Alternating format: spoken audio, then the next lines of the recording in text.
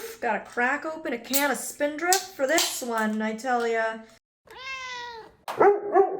Thank you to Squarespace for sponsoring this video. Squarespace is your one-stop shop to build a beautiful online presence for your brand. You can use code MollyBurke for 10% off your first purchase of a website or domain name.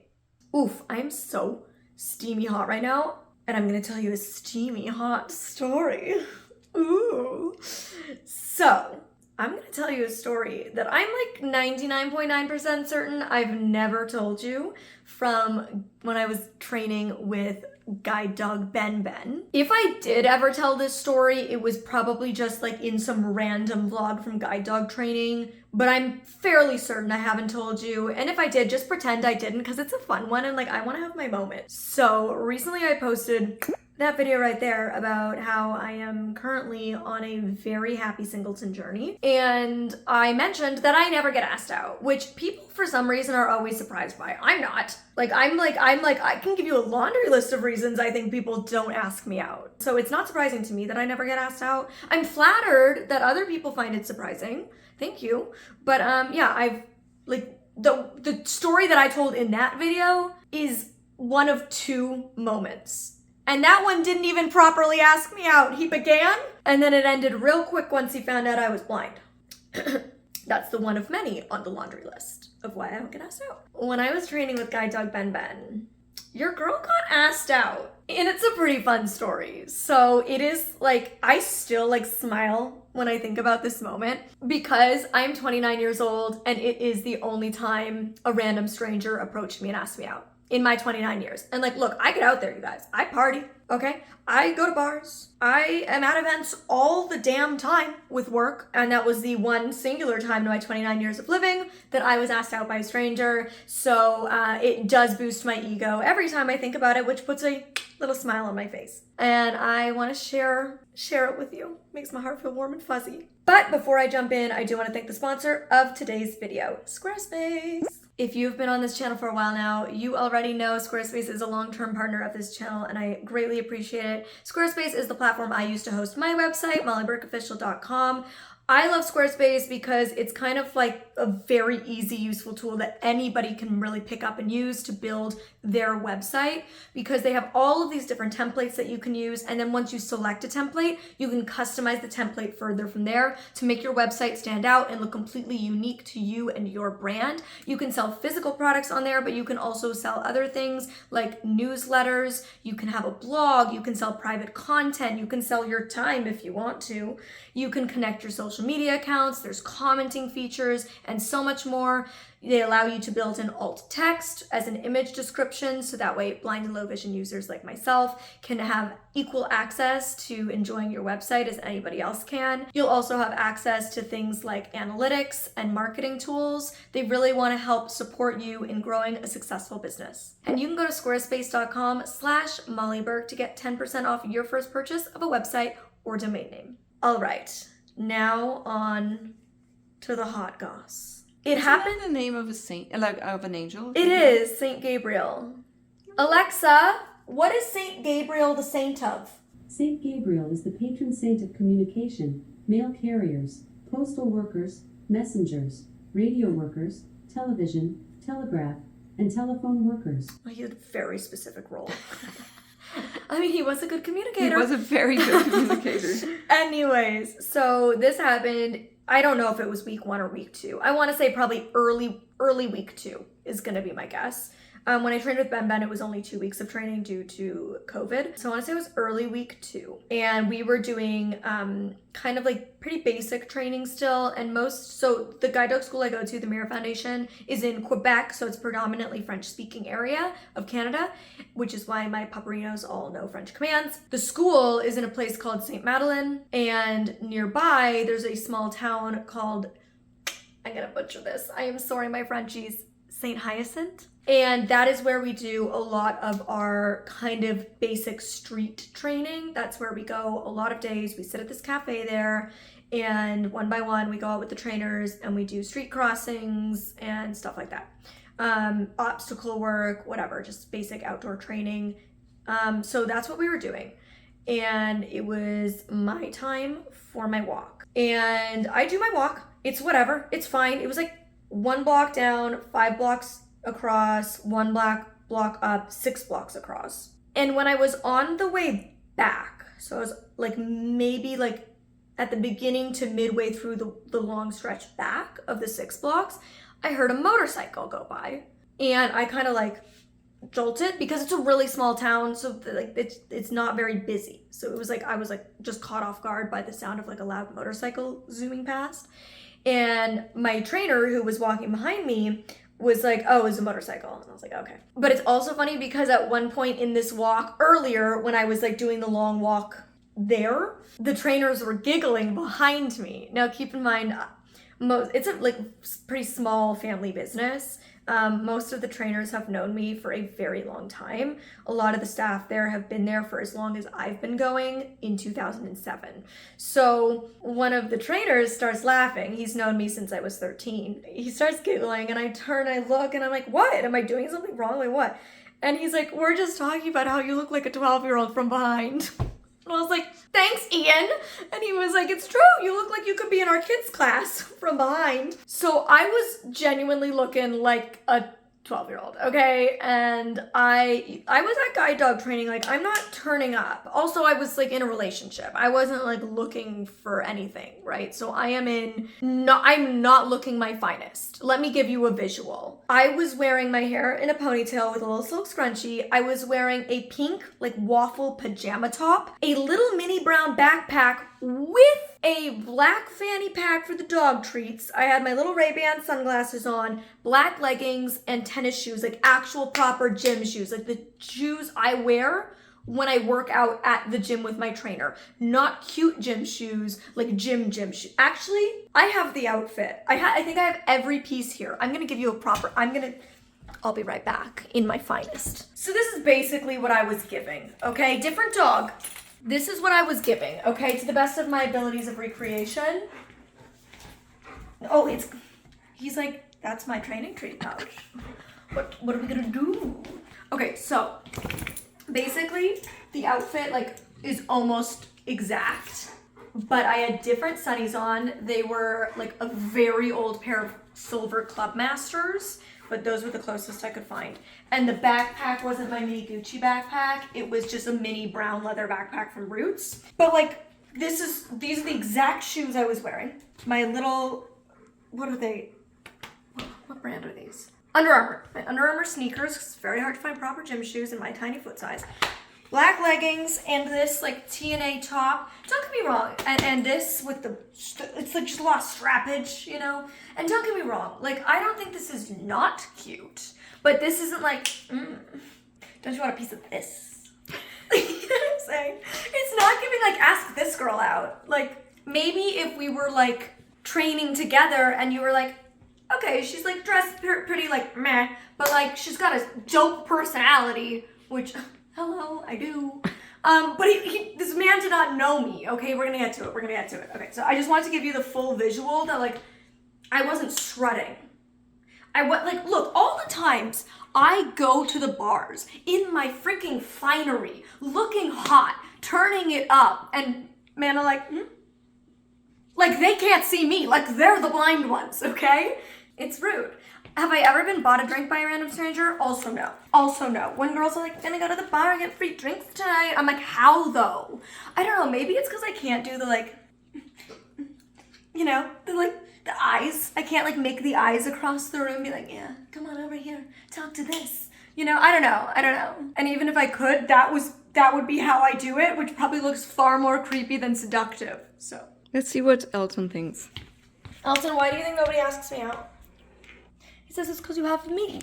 I honestly think, like, the real reason he gets excited to go out is not because he loves to work, but because he loves the admiration he receives, okay? And he like, this man has an ego and he's not afraid to let you know it, all right? Gallup had no idea. He was like, who, me, handsome? What? I'll go back to sleep. Yeah, Ben wasn't like, too. Ben was no ego, but Gypsy and Elton, who are in fact, like, this is Gypsy reincarnated. I can do a whole video on why I think so, but I cannot be convinced otherwise. They're like my egotistical dogs, and fair enough. Like, they're the most aesthetically beautiful, so they get like the most praise everywhere they trot. I swear to God, like, he goes out so that people will be like, oh,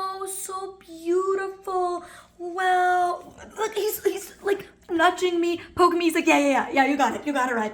And his tail, it just goes away. It's already wagging. It's like wags 10 times more. And he's just like, I'm so charitable, helping this poor little blind girl. Like, he's just like letting people think he's like a philanthropist. Meanwhile, actually, he does it for the accolades. You do it for the accolades. I know. I see you. Okay, back to the story at hand now that I've provided visuals. I need to know, do you guys get asked out IRL?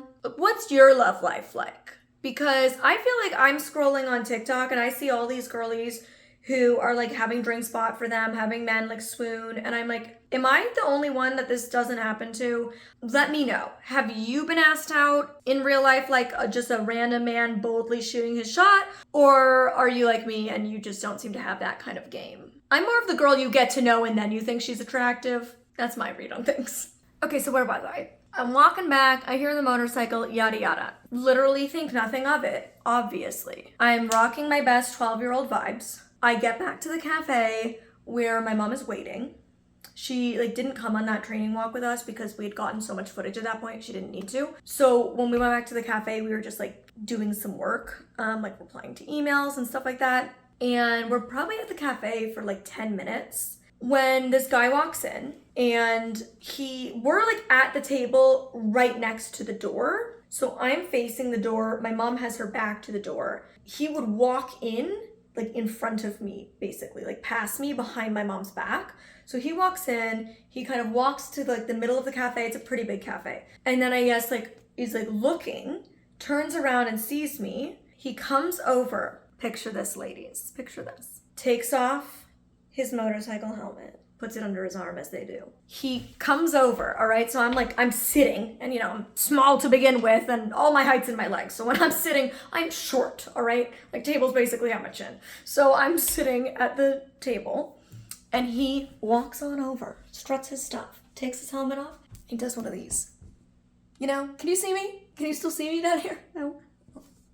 There you are. Okay, like he like squats. You know, like he doesn't come in and like stand looming over me talking down. He like walks over and like gets on my level by squatting. I just want you guys to understand the full picture. Yes, I've memorized all of this in detail and I replay it every time my self-esteem is low.